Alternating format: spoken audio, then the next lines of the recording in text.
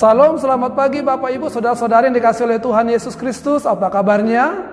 Saya berharap kita semua dalam keadaan sehat, penuh sukacita untuk kembali melanjutkan segala aktivitas kita sepanjang hari ini, hari Jumat tanggal 8 Mei 2026. Sebelum kita melaksanakan segala aktivitas kegiatan kita, mari sejenak kita mendengarkan firman Tuhan renungan untuk hari ini. Kita mengawalinya dengan berdoa. Kasih karunia dan damai sejahtera yang dari Allah Bapa dan dari anaknya Tuhan Yesus menyertai saudara sekalian. Amin. Saudara-saudari, firman Tuhan hari ini tertulis di kitab Filemon pasal 1 ayat 15 sampai dengan ayat 16. Demikian dikatakan. Sebab mungkin karena itulah dia dipisahkan sejenak daripadamu, supaya engkau dapat menerimanya untuk selama-lamanya, bukan lagi sebagai hamba, melainkan lebih daripada hamba, yaitu sebagai saudara yang kekasih. Bagiku sudah demikian, apalagi bagimu, baik secara manusia maupun di dalam Tuhan. Demikian firman Tuhan, pergi untuk kembali. Saudara-saudari yang dikasihi Tuhan, ketika sesuatu yang tidak baik menurut ukuran kita terjadi di dalam hidup kita, pastilah kita sulit untuk menerimanya dan melihat kebaikan di balik peristiwa itu. Misalnya, ketika kita ketinggalan pesawat yang seharusnya kita tumpangi, respon pertama kita mungkin protes, menggerutu dan kesal. Sulit rasanya menerima keadaan itu apalagi mensyukurinya.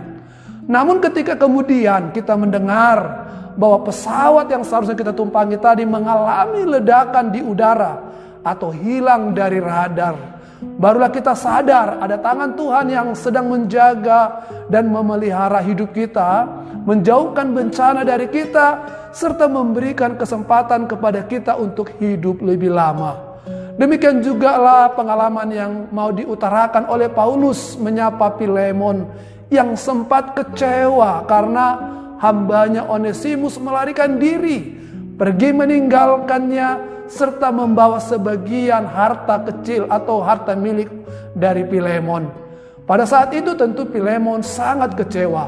Paulus mengatakan kepada Filemon bahwa di balik hal yang merugikan itu ada rancangan Tuhan yang sedang terjadi, bahwa Onesimus akhirnya bertemu dengan Paulus, belajar mengenal Tuhan dari Paulus dan menolong Paulus di dalam pelayanannya. Namun Paulus juga tidak mau mengambil keuntungan dari keadaan yang merugikan Filemon itu. Itulah sebabnya ia menyuruh Onesimus untuk kembali ke Kolose dan berbaikan dengan tuannya Filemon. Paulus mendahului Onesimus dengan mengirimkan suratnya ini. Melalui suratnya, Paulus meminta dengan sangat kepada Filemon agar bersedia memaafkan segala kesalahan yang telah diperbuat Onesimus di masa lalu dan mau menerima Onesimus kembali, namun bukan lagi sebagai hamba, melainkan lebih daripada hamba, yaitu sebagai saudara yang kekasih.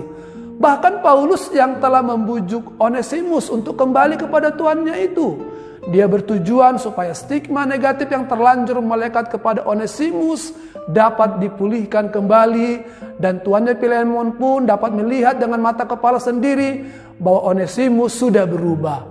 Paulus meminta Filemon untuk dapat menerima Onesimus kembali dan melihat kebaikan Tuhan di dalam peristiwa yang tidak baik itu, bahwa kepergian Onesimus adalah untuk kembali dan menjadi Onesimus yang lebih baik lagi.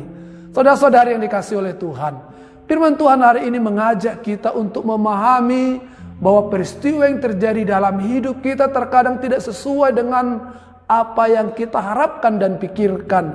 Di sini kita melihat cara Tuhan bekerja yang sering tidak kita pahami. Paulus berkata, mungkin justru karena itulah, artinya ada maksud Tuhan di balik perpisahan, di balik kegagalan, di balik kekecewaan, bahkan kesalahan yang dialami manusia. Apa yang tampaknya buruk, Tuhan bisa pakai untuk menghasilkan sesuatu yang lebih baik. Perubahan Onesimus juga mengajarkan bahwa di dalam Kristus identitas kita dipulihkan. Kita tidak lagi dilihat dari masa lalu kita, melainkan dari siapa kita di dalam Tuhan. Yang dulu kita tidak berguna, menjadi sangat berguna bagi Tuhan. Tuhan sanggup mengubah hubungan yang rusak menjadi hubungan yang penuh kasih. Ia juga sanggup mengubah hidup kita menjadi berkat bagi orang lain. Oleh karena itu saudara-saudari, Mari hidup sebagai saudara dalam Kristus, bukan saling menghakimi, tetapi mari saling menerima dan saling menghargai untuk menjadi berkat bagi orang lain juga. Tuhan memberkati kita. Amin, kita berdoa. Terima kasih Tuhan untuk firman Tuhan yang sudah menyapa kami. Karya dan perbuatan apa yang Tuhan lakukan dapat mengubahkan pemahaman dan pemikiran kami untuk segala sesuatu yang terjadi. Kami percaya ada campur tangan Tuhan, ada pekerjaan Tuhan untuk semua peristiwa yang boleh terjadi dan kami alami dalam kehidupan kami. Bahkan hal yang mengecewakan dimulainya boleh menjadi mendatangkan sukacita di dalam kehidupan kami. Terima kasih Bapa. Biarlah kami percayakan segala apa yang terjadi dalam hidup kami ke dalam tangan-Mu. Karena karya-Mu selalu sesuatu yang tidak dapat kami pikirkan. Bapa dalam surga, berkati pekerjaan kami, berkati kehidupan kami, berkati keluarga, anak-anak kami juga. Berkatilah seluruh jemaat-Mu dalam melakukan segala aktivitas sepanjang hari ini dimanapun berada. Kami juga berdoa buat yang sedang terbaring sakit, baik di rumah maupun di rumah sakit. Jamalah tubuh mereka, pulihkan pikiran, hati dan perasaan serta kesehatan mereka. Sembuhkanlah mereka ya Tuhan, agar mereka boleh kembali meninggikan, memuji dan memuliakan nama Tuhan. Kami juga berdoa buat jemaat-Mu yang sedang berulang tahun kelahiran maupun pernikahan. Berkati mereka dengan sukacita dan hikmat untuk mensyukuri hari-hari yang masih Tuhan berikan dan mengisi hari-hari ke depan dengan lebih baik lagi.